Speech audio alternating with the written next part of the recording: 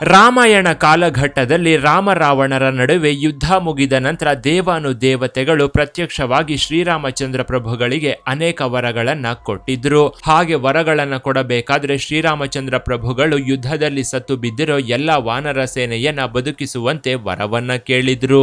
ಇದರಿಂದ ದೇವತೆಗಳು ಸುಪ್ರಸನ್ನರಾಗಿ ತಥಾಸ್ತು ಅಂದಿದ್ರು. ಆಗ ಯುದ್ಧ ಭೂಮಿಯಲ್ಲಿ ಸತ್ತು ಬಿದ್ದಿದ್ದ ವಾನರ ಸೇನೆಯೆಲ್ಲ ಬದುಕುಳಿದಿತ್ತು. ಇದು ರಾಮಾಯಣದ ಮೂಲ ಕಥೆಯಾದ್ರೆ ಇದನ್ನೇ ಕೆಲವರು ಈಗಿನ ಟ್ರೆಂಡ್ಗೆ ಬದಲಾಯಿಸಿ ಹೀಗೆ ಹೇಳ್ತಾರೆ. ಶ್ರೀರಾಮಚಂದ್ರ ಪ್ರಭುಗಳು ವಾನರ ಸೇನೆಯನ್ನ ಬದುಕಿಸಿದ್ದು ನೋಡಿ ರಾಕ್ಷಸಿಯರ ಪತ್ನಿಯರೆಲ್ಲ ಶರಣಾಗತ ವತ್ಸಲನಾದ ರಾಮಚಂದ್ರ ಪ್ರಭುಗಳ ಪಾದಗಳಿಗೆ ಬಿದ್ದಿದ್ರು. ಯುದ್ಧ ಭೂಮಿಯಲ್ಲಿ ಸತ್ತು ಬಿದ್ದಿರೋ ತಮ್ಮ ರಾಕ್ಷಸ ಪತಿಯರನ್ನು ಬದುಕಿಸಿಕೊಡುವಂತೆ ಕೇಳ್ಕೊಂಡಿದ್ರು. ಆಗ ಅದು ಸಾಧ್ಯವಿಲ್ಲ ಅಂತ ರಾಘವನು ಹೇಳಿದ್ದ. ಆದ್ರೂ ಪಟ್ಟು ಬಿಡದ ರಾಕ್ಷಸಿಯರು ತಮ್ಮ ಗಂಡಂದಿರನ್ನ ಕಳೆದುಕೊಂಡ ನಮ್ಮ ಪರಿಸ್ಥಿತಿ ಮುಂದೇನು ಅಂತ ಕೇಳಿದ್ರು. ಆಗ ಕಲಿಯುಗದಲ್ಲಿ ನೀವು ಪ್ರತಿ 10 ಮನೆಗಳ ಪೈಕಿ 8 ಮನೆಗಳಲ್ಲಿ ಹುಟ್ಟುವಂತೆ ರಾಮಚಂದ್ರ ಪ್ರಭುಗಳು ಆಶೀರ್ವದಿಸಿದ್ರು. ಆಗ ವರ ಪಡೆದ ರಾಕ್ಷಸಿಯರೇ ಈಗಿನ ದಿನಗಳಲ್ಲಿ ಗಂಡಂದಿರನ್ನ ಕೊಲ್ಲೋ ಶೂರ್ಪನಖಿಯರಾಗಿ ಅಥವಾ ಗಂಡು ಮಕ್ಕಳನ್ನ ಸಾಯಿಸೋ ಹಿಡಿಂಬೆಗಳಾಗಿ ಹುಟ್ಟುತ್ತಾ ಇದ್ದಾರೆ. ಹೀಗೆ ಹುಟ್ಟಿದವರು ಗಂಡಂದಿರ ಪಾಲಿಗೆ ಮೃತ್ಯು ದೇವತೆಗಳಾಗ್ತಾ ಇದ್ದಾರೆ. ಆದ್ರೆ ಇವತ್ತು ಹೇಳೋಕೆ ಹೊರಟಿರೋ ಒಂದು ಹೊಲಸು ಕತೆಗೆ ರಾಮಾಯಣವನ್ನ ಉದಾಹರಣೆ ಕೊಟ್ಟಿದ್ದಕ್ಕಾಗಿ ಕ್ಷಮೆ ಇರ್ಲಿ.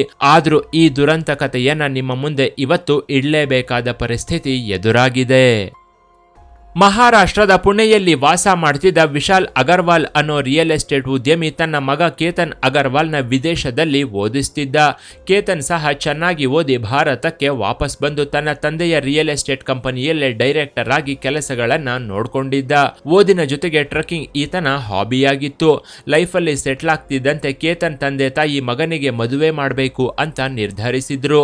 ಆಗ ತಮ್ಮ ಬಿಸಿನೆಸ್ ಪಾರ್ಟ್ನರ್ಗಳ ಮೂಲಕ ದಶಕಗಳಿಂದ ಪರಿಚಯವಿದ್ದ ಸ್ನೇಹಿತನ ಮಗಳಾದ ಸಿಯಾ ಗೋಯಲ್ ಅನ್ನೋ ಹುಡುಗಿ ಜೊತೆ ಕೇತನ್ಗೆ ಮದುವೆಯನ್ನ ಫಿಕ್ಸ್ ಮಾಡಿದ್ರು. ಇಬ್ರು ಒಬ್ಬರಿಗೊಬ್ರು ಇಷ್ಟಪಟ್ಟು ಮದುವೆಗೆ ಒಪ್ಕೊಂಡಿದ್ರು. ಇವರಿಬ್ಬರ ಮದುವೆ ಫಿಕ್ಸ್ ಆಗೋ ಟೈಮ್ಗೆ ಕೇತನ್ಗೆ 26 ವರ್ಷವಾದ್ರೆ ಸಿಯಾ ಗೋಯಲ್ಗೆ 20 ವರ್ಷವಾಗಿತ್ತು. ಈಕೆ ಬಿಕಾಂ ಮುಗಿಸಿ ಒಂದು ಬೇಕರಿಯನ್ನು ನಡೆಸ್ತಿದ್ಲು. ಇವರಿಬ್ಬರ ಮದುವೆ ಫಿಕ್ಸ್ ಆಗ್ತಿದ್ದಂತೆ ಇದೇ ವರ್ಷ ಫೆಬ್ರವರಿಯಲ್ಲಿ ಇವರಿಗೆ ಎಂಗೇಜ್ಮೆಂಟ್ ನ ಕೂಡ ಮಾಡಿದ್ರು. ಅಂದಿನಿಂದ ಇವರಿಬ್ರು ಪರಸ್ಪರ ಭೇಟಿಯಾಗ್ತಾ ಹೊರಗೆ ಓಡಾಡ್ಕೊಂಡಿದ್ರು. ಕೇತನ್ ಯಾವಾಗ್ಲೂ ಸಿಯಾ ಜೊತೆ ಇರೋಕೆ ಇಷ್ಟಪಡ್ತಿದ್ದ. ಇವಳ ಜೊತೆ ಹೊರಗೆ ಸುತ್ತಾಡ್ತಾ ಕಾಲ ಕಳೆಯೋಕೆ ಇಷ್ಟಪಡ್ತಿದ್ದ.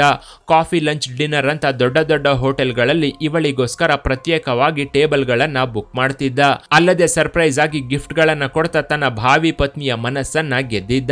ಇತ್ತೀಚೆಗಷ್ಟೇ ಇವಳಿಗೆ 1 ಕೋಟಿ ಬೆಲೆ ಬಾಳೋ ಕಾರ್ನ ಸಹ ಗಿಫ್ಟ್ ಕೊಟ್ಟಿದ್ದ. ಆದ್ರೆ ಅದನ್ನ ಮದುವೆ ನಂತರ ತಗೊಳ್ತೀನಿ ಅಂತ ಸಿಯಾ ಕೇತನ್ಗೆ ಹೇಳಿದ್ಲು. ಇದೇ ತಿಂಗಳ ಜೂನ್ 18ರಂದು ಸಿಯಾ ಗೋಯಲ್ ಹುಟ್ಟುಹಬ್ಬವಿತ್ತು. ಇವಳಿಗೋಸ್ಕರ ಮನೆಯಲ್ಲೇ ದೊಡ್ಡ ಪಾರ್ಟಿಯನ್ನ ಅರೇಂಜ್ ಮಾಡ್ತೀನಿ ಅಂತ ಕೇತನ್ ಅಗರ್ವಾಲ್ ಹೇಳಿದ್ದ. ಆದ್ರೆ ಸಿಯಾ ಇದಕ್ಕೆ ಬೇಡ ಅಂದವಳು ಬೇರೆ ಎಲ್ಲಿಗಾದ್ರೂ ಕರ್ಕೊಂಡು ಹೋಗು ಅಂತ ಕೇಳಿದ್ಲು. ನಿನಗೆ ಟ್ರಕ್ಕಿಂಗ್ ಅಂದ್ರೆ ಇಷ್ಟ ಅಲ್ವಾ? ಹೀಗಾಗಿ ಪುಣೆ ಹತ್ರ ಇರೋ ಲೋಹ್ಗರ್ ಕೋಟೆಗೆ ಹೋಗೋಣ. ನಿನಗೆ ಟ್ರಕ್ಕಿಂಗ್ ಮಾಡಿದಂತೆ ಇರುತ್ತೆ, ಒಳ್ಳೆ ಜಾಗ ನೋಡಿದ ಹಾಗೇನು ಆಗುತ್ತೆ ಅಂತ ಹೇಳಿದ್ಲು. ಆ ಪೋರ್ಟ್ ಹತ್ರನೇ ಫೋಟೋಗಳನ್ನ ತಗೊಳ್ಳೋಣ ಅಂತ ಸಿಯಾ ಹೇಳಿದ್ಲು. ಅಲ್ಲದೆ ಅಲ್ಲಿ ಏಕಾಂತವಾಗಿ ಕಾಲ ಕಳಿಬಹುದು. ಅಲ್ಲೇ ಕೇಕ್ನ ಕಟ್ ಮಾಡಿ ಸಂಜೆ ಹೋಟೆಲ್ಗೆ ಡಿನ್ನರ್ಗೆ ಹೋದ್ರೆ ಆಯ್ತು ಅಂತ ಸಿಯಾ ಗೋಯಲ್ ಕೇತನ್ಗೆ ಐಡಿಯಾ ಕೊಟ್ಟಿದ್ಲು. ಇದರಿಂದ ಇವನು ಕೂಡ ಸರಿ ಎಂದಿದ್ದ. ಆಗ್ಲೇ ಇವಳಿಗೆ ಇನ್ನೊಂದು ಸರ್ಪ್ರೈಸ್ ನ ಕೂಡ ಕೊಟ್ಟಿದ್ದ. ನಮ್ಮಿಬ್ಬರ ಮದುವೆ ನವೆಂಬರ್ 20ಕ್ಕೆ ಫಿಕ್ಸ್ ಆಗಿದೆ. ರಾಜಸ್ಥಾನದ ಉದಯ್ಪುರ್ನ ಅರಮನೆಯಲ್ಲಿ ನಮ್ಮಿಬ್ಬರ ಮದುವೆ ನಡೆಯುತ್ತೆ. ಅದಕ್ಕೆ 17 ಕೋಟಿ ಬಾಡಿಗೆಯಾಗುತ್ತೆ. ನಮ್ಮಪ್ಪ 7 ಕೋಟಿ ಅಡ್ವಾನ್ಸ್ ನ ಕೂಡ ಕೊಟ್ಟಿದ್ದಾನೆ. ಮದುವೆಗೆ ಬರೋ ಬಂಧುಗಳನ್ನ ಕರ್ಕೊಂಡು ಬರೋಕೆ 2 ಪ್ರೈವೇಟ್ ಜೆಟ್ ಗಳನ್ನ ಬುಕ್ ಮಾಡಲಾಗಿದೆ. ಪಿಕಪ್ ಹಾಗೂ ಡ್ರಾಪ್ಗೆ 20 ಲಕ್ಸುರಿ ಕಾರ್ಗಳನ್ನ ಸಹ ಬುಕ್ ಮಾಡಿದೀವಿ. ಮದುವೆಗೆ ಬರೋ ಬಂಧುಗಳಿಗೆ 100 ವೆರೈಟಿ ಖಾದ್ಯಗಳನ್ನ ಸಹ ರೆಡಿ ಮಾಡಿಸ್ತೀವಿ. ಇದಕ್ಕಾಗಿ ವಿದೇಶದಿಂದ ಶೆಫ್ಗಳನ್ನ ಸಹ ಕರೆಸ್ತಾ ಇದೀವಿ ಅಂತ ಹೇಳಿದ್ದ. ಇದನ್ನ ಕೇಳಿದ್ದ ಸಿಯಾ ಗೋಯಲ್ ಆನಂದದಿಂದ ಕೇತನ್ನ ತಬ್ಬಿಕೊಂಡಿದ್ಲು. ಆಗ್ಲೇ ಇವನು ಬರ್ತ್ಡೇ ಗಿಫ್ಟ್ ಅಂತ ಹೇಳಿ ಇವಳಿಗೆ ಒಂದು ಡೈಮಂಡ್ ರಿಂಗ್ ನ ಕೂಡ ಪ್ರೆಸೆಂಟ್ ಮಾಡಿದ್ದ. ಜೂನ್ 18ರಂದು ಸಿಯಾ ಹುಟ್ಟುಹಬ್ಬದ ದಿನ ಇವರಿಬ್ರು ಪುಣೆಯ ಲೋಹ್ಗರ್ನ ಕೋಟೆಗೆ ಹೋಗೋಕೆ ರೆಡಿಯಾಗಿದ್ರು. ಭಾವಿ ಪತಿ ಕೇತನ್ಗೆ ಕಾಲ್ ಮಾಡಿದ್ದ ಸಿಯಾ ನಮ್ಮ ಜೊತೆಗೆ ನನ್ನ ಫ್ರೆಂಡ್ಸ್ ಕೂಡ ಬರ್ತಾರೆ ಅಂತ ಹೇಳಿದ್ಲು. ಇದಕ್ಕೆ ಕೇತನ್ ಸರಿ ಎಂದಿದ್ದ. ಬೆಳಗ್ಗೆ 9 ಗಂಟೆಗೆ ಲೋಹ್ಗರ್ ಕೋಟೆಯನ್ನ ತಲುಪಿದವರು ಟ್ರಕ್ಕಿಂಗ್ ನ ಶುರು ಮಾಡಿದ್ರು. ಕೇತನ್ ಜೊತೆ ಮಾತನಾಡ್ಕೊಂಡೆ ಸಿಯಾ ಇವನ ಜೊತೆ ಹೆಜ್ಜೆ ಹಾಕಿದ್ಲು. 11:15ಗೆಲ್ಲ ಕೋಟೆಯ ತುದಿಗೆ ಬಂದು ತಲುಪಿದ್ರು. ಫೋಟೋ ತಗೋಬೇಕಾದ್ರೆ ಇಲ್ಲಿ ಹೆಚ್ಚು ಜನರಿದ್ದು ಬೇರೆ ಕಡೆ ಹೋಗೋಣ ಅಂತ ಸಿಯಾ ಹೇಳಿದ್ಲು.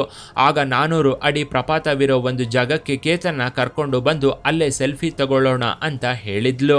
ಆಗ್ಲೇ ಇವರಿಬ್ರು ಸೆಲ್ಫಿ ತಗೊಳ್ಳುವಾಗ ಒಬ್ಬ ಅಪರಿಚಿತ ವ್ಯಕ್ತಿ ಕೇತನ್ ಹತ್ರ ಬಂದು ಸ್ವಲ್ಪ ಪಕ್ಕಕ್ಕೆ ಜರುಗುವಂತೆ ಹೇಳಿದ್ದ. ಕೇತನ್ ಆ ವ್ಯಕ್ತಿಯನ್ನ ನೋಡಿ ಸಿಯಾ ಕಡೆ ತಿರುಗ್ತಿದ್ದಂತೆ ಆ ಅಪರಿಚಿತ ವ್ಯಕ್ತಿ ಕೇತನ್ನ ಪ್ರಪಾತಕ್ಕೆ ತಳ್ಳಿಬಿಟ್ಟಿದ್ದ.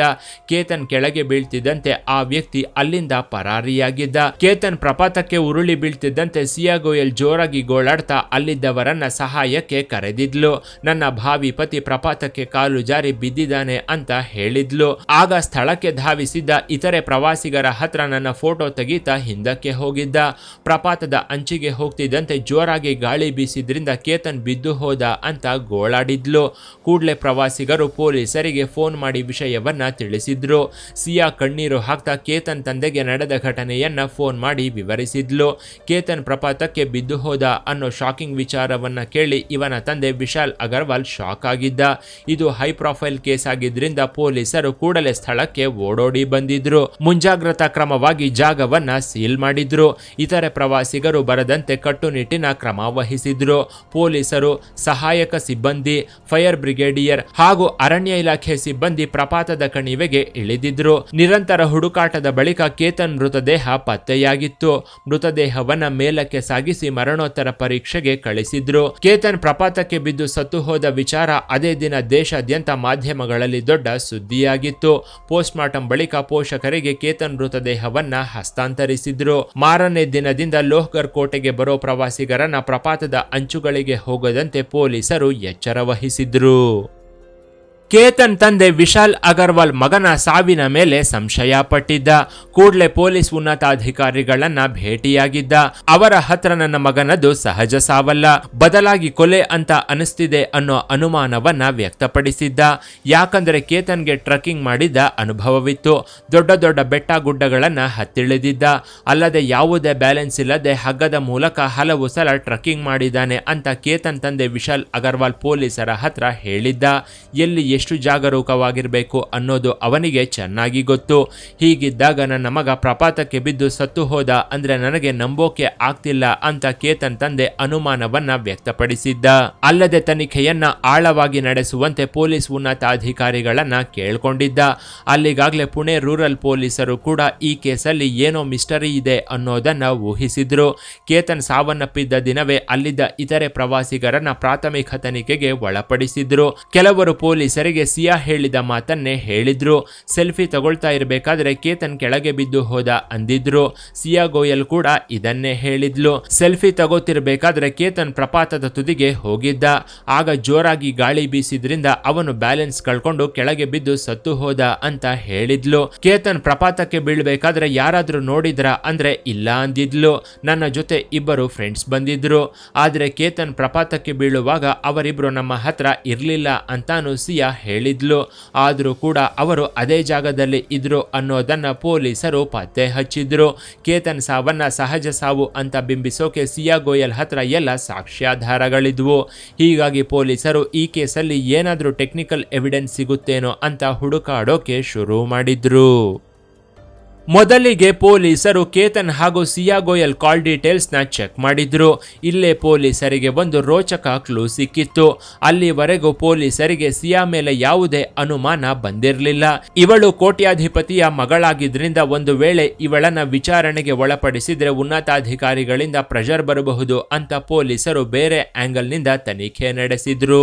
ದೊಡ್ಡ ಕುಟುಂಬದಿಂದ ಬಂದ ಹುಡುಗಿ ಕೊಲೆ ಮಾಡೋದಿಲ್ಲ ಅಂತ ಪೊಲೀಸರು ಭಾವಿಸಿದ್ರು. ಆದ್ರೆ ಇವಳ ಕಾಲ್ ಡೀಟೇಲ್ಸ್ ನೋಡಿದ್ದ ಪೊಲೀಸರೇ ಶಾಕ್ ಆಗಿ ಹೋಗಿದ್ರು. ಯಾಕಂದ್ರೆ ಕೇತನ್ ಜೊತೆ ಟ್ರೆಕ್ಕಿಂಗ್ ಮಾಡೋ ಟೈಮಲ್ಲಿ ಸಿಯಾ ಒಂದೇ ವ್ಯಕ್ತಿಗೆ 3 ಕಾಲ್ಗಳನ್ನ ಮಾಡಿದ್ಲು. ಅದರಲ್ಲಿ 2 ರಿಸೀವ್ ಆಗಿದ್ರೆ 1 ಮಿಸ್ ಆಗಿತ್ತು. ಈ ವಿಚಾರವನ್ನ ಸಿಯಾ ಗೋಯಲ್ಗೂ ಹೇಳದೆ ಈಕೆ ಯಾರಿಗೆ ಕಾಲ್ ಮಾಡಿರಬಹುದು ಅಂತ ಪೊಲೀಸರು ಹುಡುಕಾಡಿದ್ರು. ಸಿಯಾ ಫೋನ್ ನಂಬರ್ ಆಧಾರದಿಂದ ಹುಡುಕಾಡಿದಾಗ ಪುಣೆಯ ಡ್ರೈ ಫ್ರೂಟ್ಸ್ ವ್ಯಾಪಾರಸ್ಥನಾಗಿದ್ದ ಚೇತನ್ ಚೌಧರಿ ಅನ್ನೋನ ನಂಬರ್ ಅದಾಗಿತ್ತು. ಅವನಿಗೆ ಈಗಿನ್ನು 23 ವರ್ಷ ವಯಸ್ಸು. ಇವನನ್ನ ಪೊಲೀಸರು ಸ್ಟೇಷನ್ ಕರ್ಕೊಂಡು ಬಂದು ಬೆಂಡೆತ್ತಿದ್ರು.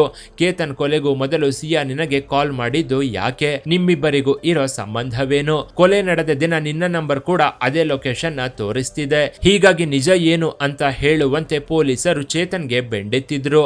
ಆಗ್ಲೇ ಇವನು ಕೇತನ್ ಕೊಲೆ ರಹಸ್ಯವನ್ನ ಪೊಲೀಸರ ಮುಂದೆ ಇಂಚಿಂಚಾಗಿ ವಿವರಿಸಿದ್ದ. ಸಿಯಾ ಅಗರ್ವಾಲ್ ಕಳೆದ 2 ವರ್ಷದಿಂದ ಈ ಚೇತನ್ನ ಲವ್ ಮಾಡ್ತಿದ್ಲು. ಆದ್ರೆ ಇತ್ತೀಚೆಗೆ ಕುಟುಂಬದವರೆಲ್ಲ ಸೇರಿ ಕೇತನ್ ಜೊತೆ ಮದುವೆಯನ್ನ ಫಿಕ್ಸ್ ಮಾಡಿದ್ರು. ಇವಳಿಗೆ ತನ್ನ ಲವ್ ವಿಚಾರವನ್ನ ಮನೆಯಲ್ಲಿ ಹೇಳಿ ಒಪ್ಪಿಸುವಷ್ಟು ಧೈರ್ಯವಿರಲಿಲ್ಲ. ಅಲ್ಲದೆ ಇವಳಿಗೆ ತಂದೆಯನ್ನ ಕಂಡ್ರೆ ಎಲ್ಲಿಲ್ಲದ ಭಯವಿತ್ತು. ತನ್ನ ಪ್ರೀತಿಯ ವಿಚಾರವನ್ನ ಮನೆಯವರ ಹತ್ರ ಹೇಳಿದ್ರೆ ತನ್ನ ಕ್ಯಾರೆಕ್ಟರ್ ಬಗ್ಗೆ ತಪ್ಪಾಗಿ ತಿಳ್ಕೋತಾರೆ ಅಂತ ಅನ್ಕೊಂಡಿದ್ಲು. ಹೀಗಾಗಿ ಇಷ್ಟವಿಲ್ಲದಿದ್ರು ಕೇತನ್ ಜೊತೆ ಮದುವೆಗೆ ಒಪ್ಕೊಂಡು ಎಂಗೇಜ್ಮೆಂಟ್ ನ ಕೂಡ ಮಾಡ್ಕೊಂಡಿದ್ಲು. ಆದ್ರೂ ಕೂಡ ಚೇತನ್ ಜೊತೆ ಇವಳು ರಿಲೇಶನ್ಶಿಪ್ ನ ಮುಂದುವರೆಸಿದ್ಲು. ಮನೆಯಲ್ಲಿ ಕೇತನ್ ಜೊತೆ ಹೋಗೋದಾಗಿ ಹೇಳಿ ಹೊರಗೆ ಬರ್ತಿದ್ದವಳು ಚೇತನ್ ನ ಭೇಟಿಯಾಗ್ತಿದ್ಲು. ಇದೇ ವರ್ಷ ನವೆಂಬರ್ ನಲ್ಲಿ ಮದುವೆ ಫಿಕ್ಸ್ ಆಗಿ ಏರ್ಪಾಡುಗಳು ಬರದಿಂದ ಸಾಗಿದ್ವು.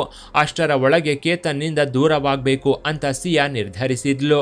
ಒಂದು ವೇಳೆ ಅವನನ್ನೇ ದೂರ ಮಾಡ್ಕೊಂಡ್ರೆ ಚೇತನ್ ಜೊತೆ ಸೇರ್ಕೊಂಡು ಹಾಯಾಗಿ ಜೀವನವನ್ನ ಮಾಡಬಹುದು. ಕೇತನ್ನ ಸಾಯಿಸಿದ್ರೆ ಇನ್ನು 2 ವರ್ಷದವರೆಗೂ ಟೈಮ್ ಸಿಗುತ್ತೆ. ಮನೆಯಲ್ಲಿ ಯಾರು ಮದುವೆಯಾಗು ಅಂತ ಬಲವಂತ ಮಾಡೋದಿಲ್ಲ. ಕೇತನ್ ಮೇಲಿನ ಪ್ರೀತಿಯಿಂದ ಮದುವೆ ಬೇಡ ಅಂತ ಹೇಳಿ ತಪ್ಪಿಸ್ಕೋಬಹುದು ಅನ್ನೋದು ಸಿಯಾ ಮಾಸ್ಟರ್ ಪ್ಲಾನ್ ಆಗಿತ್ತು.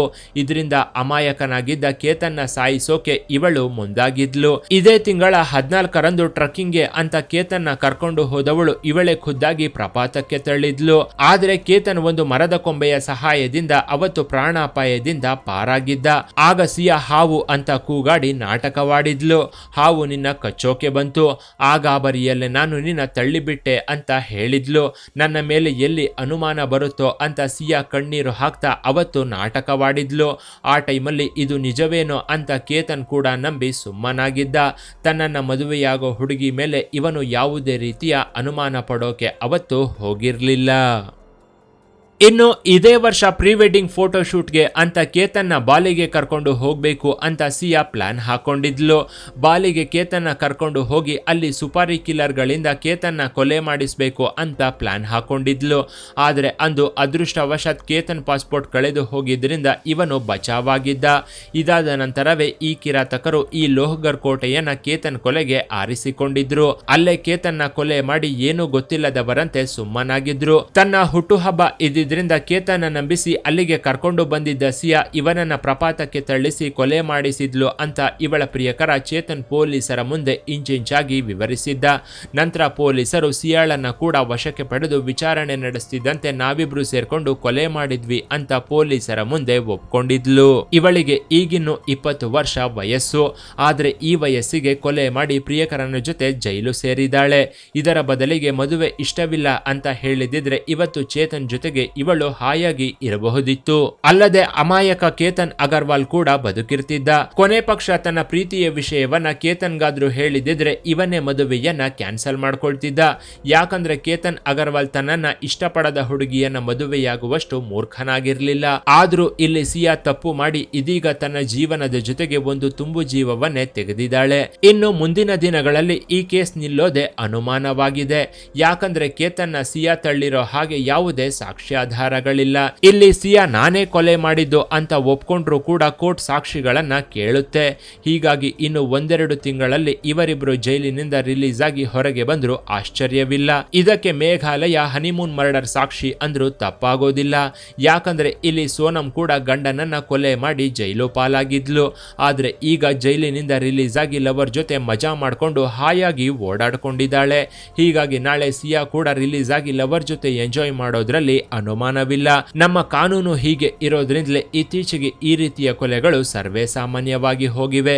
ಇನ್ನು ಕೇತನ್ ಅಗರ್ವಾಲ್ ಆತ್ಮಕ್ಕೆ ಶಾಂತಿ ಸಿಗ್ಲಿ ಅಂತ ಕೇಳ್ಕೊಳ್ತಾ ಈ ಸ್ಟೋರಿ ಬಗ್ಗೆ ನಿಮ್ಮ ಅಭಿಪ್ರಾಯವನ್ನ ಕಾಮೆಂಟ್ ಮಾಡಿ. ಕೆಳಗಿನ ಡಿಸ್ಕ್ರಿಪ್ಷನ್ ಬಾಕ್ಸ್ ನಲ್ಲಿ ವಾಟ್ಸ್ಆಪ್ ಚಾನಲ್ನ ಲಿಂಕ್ ಕೊಡಲಾಗಿದ್ದು ಅದನ್ನ ಸಹ ಫಾಲೋ ಮಾಡಿ. ಇನ್ನಷ್ಟು ಇಂಟ್ರೆಸ್ಟಿಂಗ್ ವಿಡಿಯೋಗಳಿಗಾಗಿ ಚಾನೆಲ್ನ ವಿಸಿಟ್ ಮಾಡಿ.